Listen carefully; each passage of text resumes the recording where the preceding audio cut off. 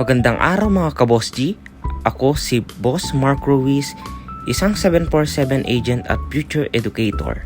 At nandito na naman tayo sa panibagong vlog at ngayon, napakaaga pa kaya parang medyo inaantok pa ako at wala sa mood. Papunta ako ngayon sa PNU Manila para sa aming orientation at doon kinakabahan nga ako ngayon kasi marami akong mga bagong kaklase na makikilala. Dito nga pala ko sumakay sa Metrolink bus. Ito ay nanggagaling sa Robinsons Dasma at sumasakay ako dito sa Bangkal, Carmona, Cavite. Ang ruta ng bus ay mula Robinsons Dasma, Palapala hanggang Cubao. Pero dito tayo bababa lang sa Alabang para sumakay ulit ng bus papunta sa ating eskwelahan.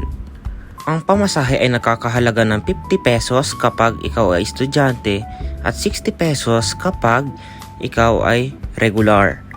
Ito ay kapag sasakay ka lamang ng Bangkal hanggang Alabang kapag ikaw ay pasaherong estudyante. Ang first trip ng biyahe ng Metrolink from Robinsons Palapala to Cubao ay 3:20 AM hanggang 3:30 AM. Samantalang ang last trip naman nito ay 6:30 PM hanggang 7 o'clock PM. Meron ding community GC ang Metrolink bus kung saan nagsesend kami ng update voluntarily. Maaari kayong sumali through link na i-send ko sa ating comment section. Nakarating na nga ako dito sa BTX Alabang kung saan ito yung sinakyan kong bus. Ayan po ang itsura ng Metrolink bus.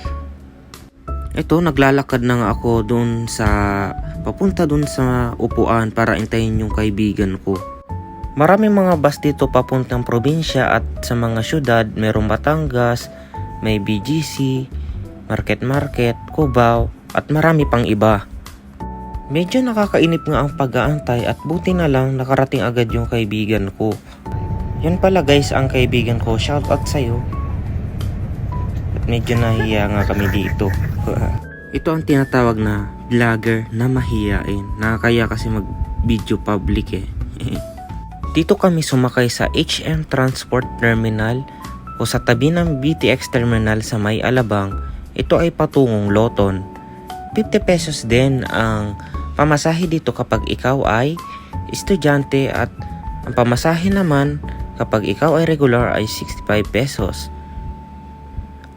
Ang bus na ito ay dumaraan sa SLX at sa Taft Avenue kung saan madaraanan ang Philippine Women's University, Philippines Christian University, PGH at marami pang iba.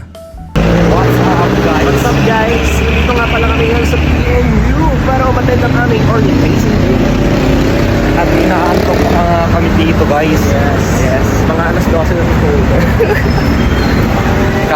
At dito nagkahiwalay na kami nga nung kaibigan ko at nagkaroon ng parid ang bawat faculty dito sa Philippine Normal University papunta dito sa aming PNU Gymnasium.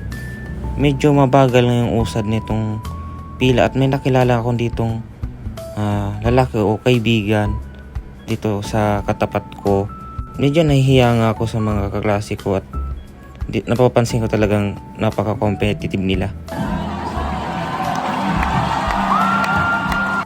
Ganyan kaingay dito sa PNU Gymnasium kung saan nagpapasiklaban nga yung mga bawat faculty at nilalaban nga nila ang kani-kanilang chants.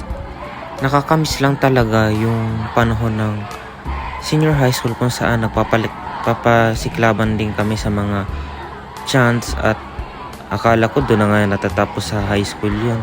Dito mararanasan mo rin sa college na may chants sa bawat event. Ito orientation pa lang. Kabog na kabog na.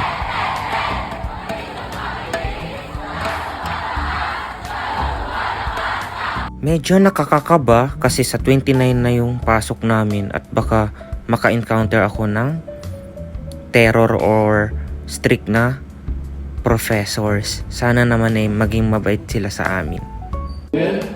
Puno na pagpapamulat ng pagpapaguma.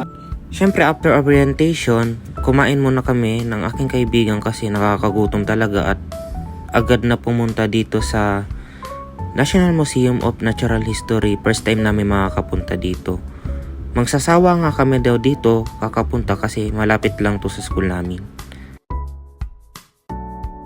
Dito sa loob ng museum, napakaganda ng structural design at nakamangha-mangha talaga. Nandito nga pala kami ni Paring Acosta sa National Museum of Natural History. Wow. Ang angas. Parang nga kami mababaliw dito, hindi halatang kinakabahan. United States of America. Ninakaw po natin sa Charot lang.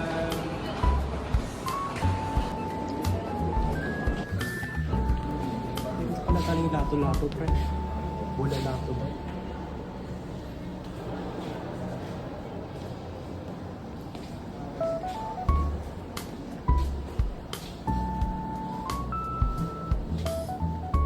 Mexico tawag dito. Base dyan. Pero yung bansa ng base dyan, Mexico.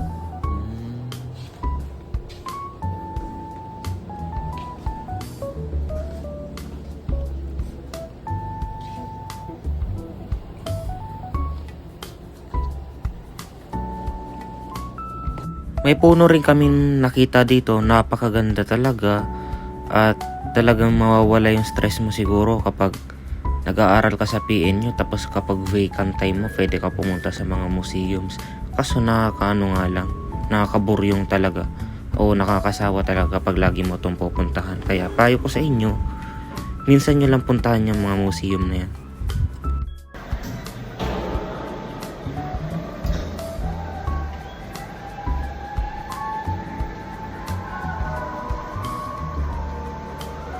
Umakay din kami dito sa elevator na to hanggang 5th floor para puntahan pa yung iba pang bagay dito sa museum na to.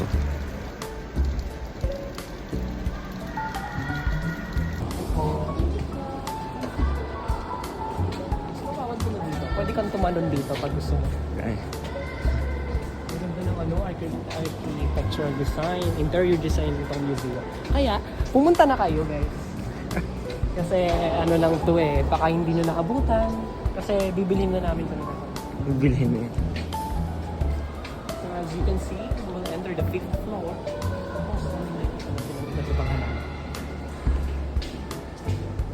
Makikita mo rin dito sa museum na to si Lolong o yung mahaba talagang buhaya dito sa Pilipinas.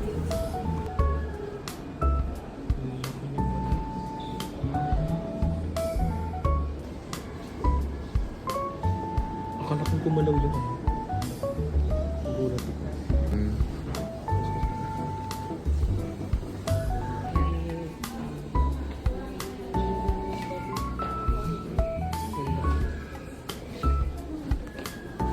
Ang buhay ng palaka. Wow. Ganun pala lumaki siya. Usap-usap lang kayo dyan, pre. Okay, taka yun ha. Mamatay kayo dyan. Fingerprint, guys. Kung hanapin natin yung fingerprint namin, nandito lang po sa National Museum of Natural History. Akin lang pala. Hati yung katawan niya. Uy, ano yan? Tubig, baka river.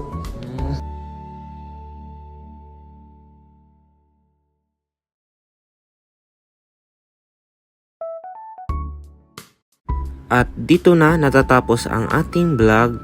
Maraming salamat sa panonood sa Boss Mark Ruiz Vlogs at see you on my next vlogs.